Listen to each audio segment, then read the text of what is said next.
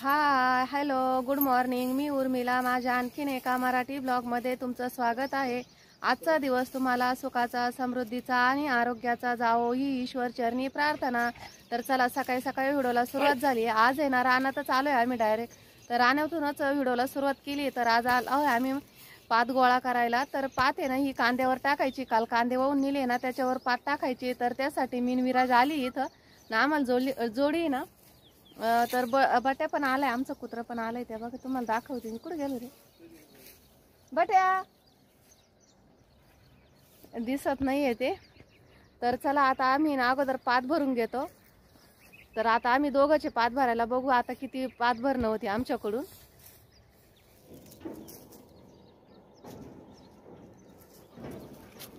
कशाला आला रे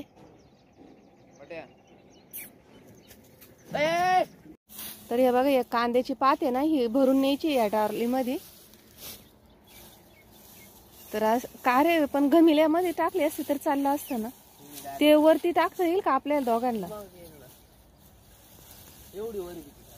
मग किती उंच आहे हा बघा। हा पण आलाय आमच्या संग। तर इथं भुईमुगाचा वावर आहे, मी दाखवते मी तुम्हाला नंतर आमचा भुईमुग कसा आहे ते। तर बघा मस्त असं वातावरण आहे सकाळी, फ्रेश फ्रेश।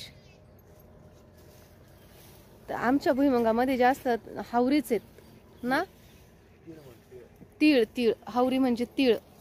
चला आता भरून घेते। विराज लागलाय पात भरायला, मी पण भरती कस। तर बघा खूप दम लागला, ऊन पण खूप पडलंय।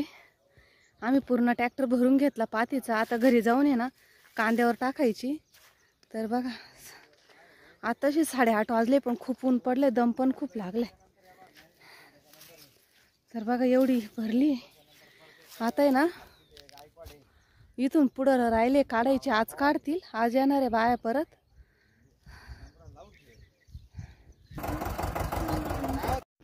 तर हे बघा आम्ही घरी आलोय आता ट्रॅक्टर घेऊन पातीचा।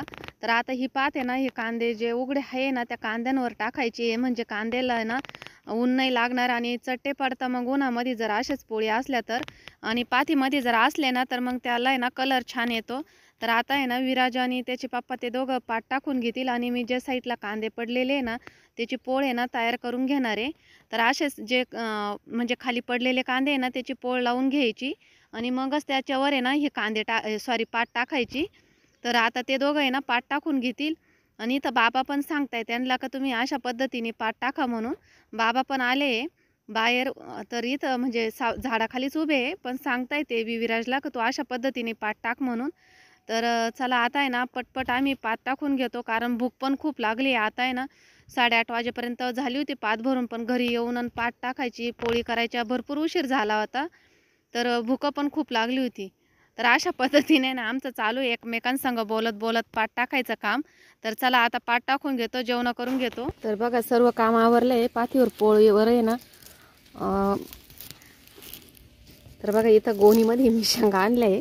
इथं गोणी त्याच्यात शेंगा आणल्या। या शेंगा आहे ना आता मी कुटून काढणार आहे, मस्त अशा पटकन मोकळ्या होतील, पटकन शेंगदाणी होतील ना त्यामुळं। तर हे बघा इथं काठी घेतली, या काठी ना अशा झोडून काढायच्या अशा।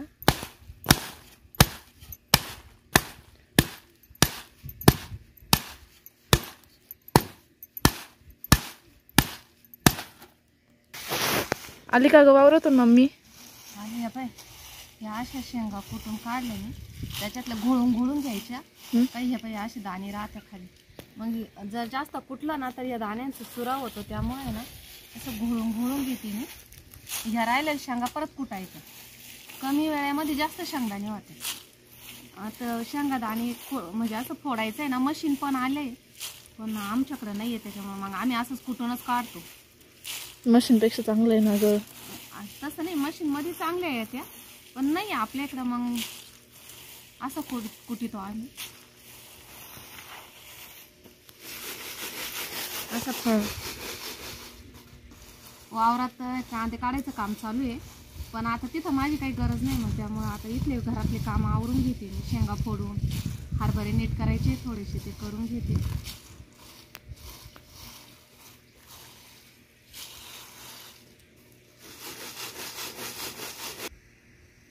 तर हे बघा असे दाणे निघात्या. मग हे ना असं पाकडून काढायचं नाही तर उपणून काढायचे. चांगले दाणे निघात. हे बघा, हे बघा असे दाणे निघतात त्यामध्ये. म्हणजे जास्तचं काम आहे ना कमी वेळात होतं आणि पटकन होतं. नवीन ट्रिक काहीतरी. कुठून काढतो आम्ही या सर्व शेंगा.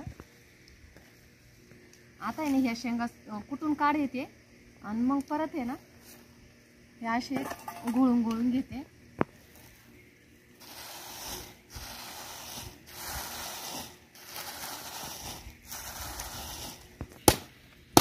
असं कुठून काढायचं बरोबर ना. तर बघा अशा पद्धतीने ना मी शेंगा कुटून घेऊ राहिली. तर पहिले सुरुवातीला ज्या कुटल्या होत्या ना त्याचे दाणे घोळून घेतले आणि नंतर हे बघा अशा पाखडून घ्यायचे. तर सर्व शेंगा आहे ना कुटून घेतल्या त्यानंतर अशा पाखडून घ्यायच्या. म्हणजे जी घाण असते ना टलफरांची ती पुढं जाते आणि दाणे आपल्याला मागं राहतात. आणि त्यानंतर परत असं घोळून घोळून घ्यायचं म्हणजे शेंगदाणे राहतात आणि माती परत मागं राहते. अशा पद्धतीने ना आपण हे दाणे तयार करायचे. आणि खूप कमी वेळामध्ये ना खूप जास्त काम होतं. म्हणजे जास्त शेंगा होत्या फोडून. तर मला आहे ना म्हणजे कमी 15-20 मिनटं लागले. 20 मिनटामध्ये 2 किलोचे शेंगदाणे मी फोडले. तर अशा पद्धतीने ना मी शेंगा नीट करत असते. तर हे बघा एवढे दाणे झाले आपले आणि एवढी घाण निघाली त्यामध्ये. काही जास्त वेळ नाही लागला. 15-20 मिनटामध्ये आपले एवढे शेंगादाणे फोडून झाले. कारण एवढे शेंगदाणे फोडायचे म्हणजे अख्खा दिवस लागला असता. तर 15-20 मिनिटातच आपलं एवढं काम झालंय. कामाची बचत, वेळेची बचत. कामाची नाही वेळेची बचत झाली आहे. तर आता हे ना बरणीमध्ये भरून ठेवते घरात जाऊन. हे टाकून फेकून देते. ऊन लय पडलंय. लय ऊन आहे आज. बापरे. सगळं काम करून थकलो. आता या बघा चुली जवळ सरपण घेऊन जाते. ते बघा तेवढ्या पोळी केल्या आम्ही. तेवढे कांदे आणले काढून. आता दिवस माळावला. मी आले घरी. बायांना चहा आणला वावरात. ते काही दररोज दाखवलं नाही तुम्हाला. कालच दाखवलं त्यामुळे आज काय दाखवलं नाही. आता मस्त काहीतरी बनवतो. तर बघा आता आहे ना 7:30 वाजले. आता आम्ही लागलो स्वयंपाकाला. तर बघा मस्त असं वातावरण दिसतंय बाहेर आणि इथं चुलीवर शिजतंय पिठलं केलं आज. पिठलं पोळी. तर मळ्यातलं काम आवरून आताशी सुरुवात झाली आमची स्वयंपाकाला. चहा वगैरे झाला. पिठलं केलंय दीदीने. तर बघा मस्त असं पिठलं शिजतंय. ती गेली घरात कशाला तरी. तर बघा मस्त असं आता चुलीवरचं पिठलं शिजलंय. पिठलं पण थोडंसं पातळच केलंय सरभरीत. आणि आता आहे ना पोळ्या करून घेतोय. तर पीठ पण मळलंय तिने पोळ्यांचं. तर दिवसभर कांदे काढायचे होते ना. खूप सारी धावपळ झाली.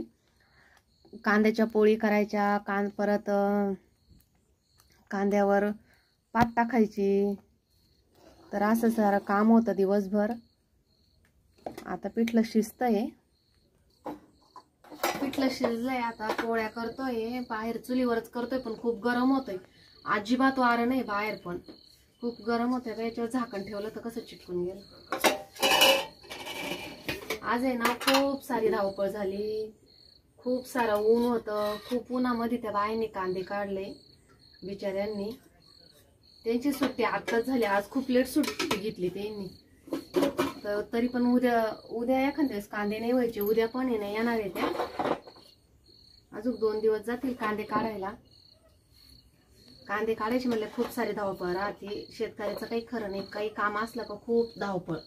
कुठं काहीच नाही. कुठं कार्यक्रमाला जायचं नाही. काही नाही. फक्त शेतीतले कामं बघायचे. बरोबर ना. एकदम बरोबर. आणि लोक काय म्हणत्या शेतकऱ्याची खूप मज्जा. त्याचं काम करू थकून जातो बिचारा. तरी पण म्हणतात शेतकऱ्याची खूप मज्जा आहे. हा एवढी एक आहे. थोडस उन्हाचं बसू शकतो. त्याच्या मनावर राहतं. तसं म्हणजे नोकरीवाल्याचं नाहीये. त्याला बसता नाही येत. आम्ही दुपारा कसं आराम करू शकतो. नोकरीवाल्यापेक्षा जास्त कष्ट बी करतो. हा मग नोकरीवाल्यापेक्षा जास्त कष्ट बी करतो. बघा आता आहे ना पटपट पोळ्या करून घेते. खूप भूक लागली. आज दुपारी जेवायलाच टाइम नाही भेटला. आता आहे ना खूप भूक लागली. विराजला तर खूप भूक लागली. म्हटलं पटकन आहे ना लवकर काय स्वयंपाक होईल. पिठलं पोळी. मग आज आहे ना पटकन असं पिठलं पोळी की पिठलं केलंय. पोळ्या बनवते आता मी आहे ना पटपट पोळ्या बनवून घेते आणि व्हिडिओची एंडिंग आहे ना इथंच करते. भूक लय लागली ना, त्यामुळं आता पुढे बोलतच नाही येत हे. तर व्हिडिओ कसा वाटला तुम्हाला कमेंट बॉक्स मध्ये नक्की कळवा. आणि मी शेंगा सकाळी दुपारी ना मी शेंगा फोडल्या, ती ट्रिक तुम्हाला कशी वाटली तेही कमेंट मध्ये नक्की सांगा. आवडल्यास लाईक शेअर आणि सबस्क्राईब करा. व्हिडिओ सगळे बघतात पण आहे ना सबस्क्राईबच करा. आता तुम्हीच सांगा बरं मी काय केलं. एवढ्या एवढ्या गोष्टीला घाबरते ती. पाल काय करते? अगं मग ती अंगावर येत होती. तर आहे ना व्हिडिओ आहे ना सर्वच बघतात पण आहे ना सबस्क्राईब करायला विसरतात. सबस्क्राईब करत जा. सबस्क्राईब करायला काही पैसे नाही लागत. लाईक पण करत जा, कमेंट्स करत जा. या गोष्टींना काही पैसे लागत नाही.